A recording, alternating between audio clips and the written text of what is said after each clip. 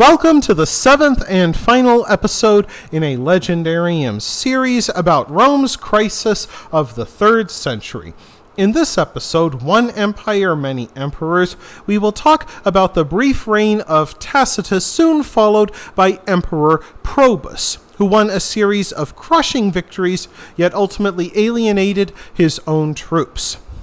After the murder of Aurelian, who had restored the empire after it split 3 ways, there was no clear successor, so the army met to choose one. They settled upon Tacitus, a retired military commander who came from the Danube River provinces. Tacitus was a man of moderate lifestyle who was fond of glassware and took his duties seriously. Indeed, he headed east to fight against the Persians in what is today Asia Minor.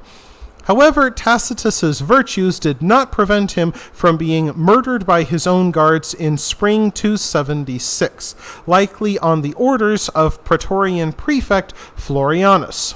Florianus, having seized the imperial purple, continued with the Persian wars and won a series of crushing victories, yet the eastern provinces refused to be ruled by a usurper, and so they found a new emperor in September 276 named Probus.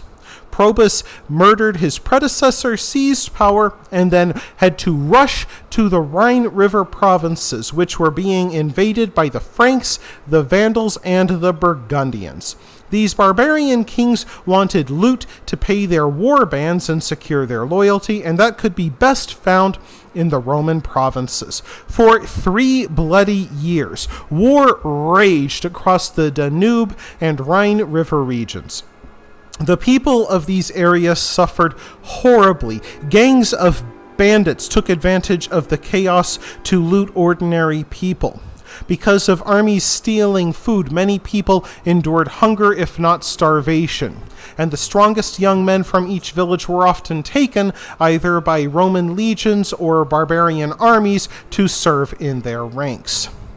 After winning enough victories to stabilize the northern frontiers, Probus set his soldiers to work, draining marshes first on the Danube River and then the Nile to clear up more acreage for farmland.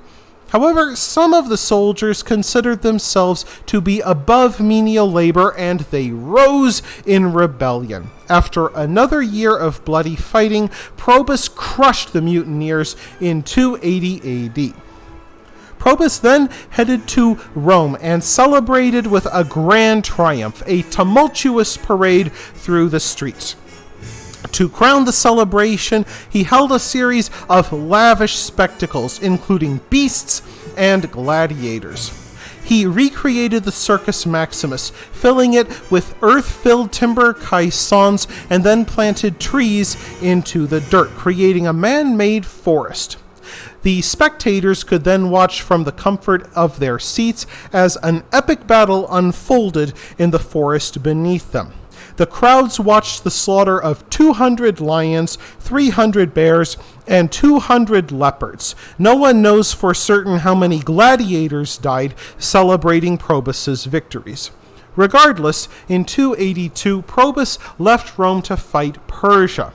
However, his Praetorian prefect Marcus Aurelius Carus saw this not as a chance to serve, but a chance to seize power. The soldiers were accustomed to holding power, and many of them were disgruntled over Probus's rough treatment, so it was not hard for Marcus Carus to put together a strong base of support. And in the end, the very capable but unfortunate Probus was hounded by Carus's men to a lookout tower, where he was eventually murdered. Marcus Carus, unlike most of the 3rd century emperors, came from Gaul rather than the Danube. He had 2 sons named Marcus Carinus and Marcus Numerian. He decided to take his sons on a military adventure against the weakened Persian Empire. Not concerned about Rome's security, he saw it as a chance for loot. And he took much loot after Carus seized the capital of Ctesiphon. Yet not long after his greatest victory, Carus died under mysterious circumstances. His sons Carinus and Numerian divided the empire between them, with Carinus taking the west and Numerian taking the east. Not very long after, Numerian also died under mysterious circumstances. His praetorian prefect, Diocletian, decided to keep the emperor's death a secret while he put together enough support to become emperor. However, Diocletian's plan was exposed when Numerian's litter began to smell so bad that some of the soldiers went in to check on him and, of course, found a dead emperor. A conveniently outraged Diocletian quickly put together a court, found a few scapegoats to blame for the murder, and executed them. Diocletian, the man who very likely murdered both Carus and Numerian, then proclaimed himself emperor. His only rival was Carinus, the sole surviving son of Carus. Carinus rushed east to contend with the usurper, but was murdered by his own troops as he wouldn't leave their wives alone. And so, in the year 284 AD, Diocletian became the sole emperor of the Roman Empire. Like most of the 3rd century emperors, he was born in the provinces, he was of humble origins, and rose through the ranks of the military. Unlike most of the 3rd century emperors, he decided that he wanted to live for a long time. As a first step, he reconciled with Carinus' supporters. He gave them jobs in imperial administration, and thus a good reason to support him.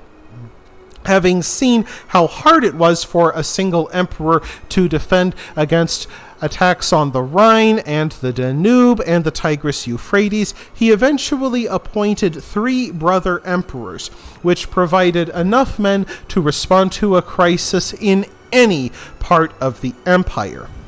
Yet, having seized power through military force, Diocletian also knew that any discontented officer could use the military to seize power. So he reduced the army's numbers and strength. Rather than have huge legions that could easily become a threat to him, he divided them into small garrisons that could hound, harry, and inconvenience any raiding party or even army that came through. They would hold them until a small mobile legion, which included a great many armored horsemen, could appear. Diocletian also tried to create a new currency to revive Roman trade, yet it never brought trade back to its pre-crisis levels. Having reduced the strength of the army, Diocletian decided to use mystique as a way to build up his status. He had spent most of his career in Asia and seen how Persian and Turkish and Pontic monarchs presented themselves as godlike to their subjects, which made their subjects far less likely to murder them. And so Diocletian began appearing in public very rarely, but when he did, he made a spectacular impression. He dressed entirely in purple trimmed with gold, along with a jeweled diadem, much more like a king than a military commander. Anyone who approached him had to kneel and kiss the hem of his cloak. In many ways, Diocletian resembled a medieval king rather than a Roman emperor. Yet Diocletian ruled over an empire that had fundamentally changed. Before the crisis, most Romans lived in towns. Now they lived in the countryside. Before the crisis, most Romans worked for gold or silver coins and then used them to buy things. Now Romans simply raised their own crops and then bartered them for goods as necessary. The legions had been downsized, and even Roman religion had changed. The Pantheon, led by Jupiter Optimus Maximus, was in a state of terminal decline, being replaced by new mystery religions, one of which was Christianity. And though Diocletian tried to suppress Christianity, it would eventually convert the entire empire. That wraps things up for this episode of the Legendarium. I hope you enjoyed it. If you did, press like. If you want to see more, press subscribe. And if you've got anything to say, let me know in the comments section. Thanks again for joining me, and I hope that you have a great rest of the day.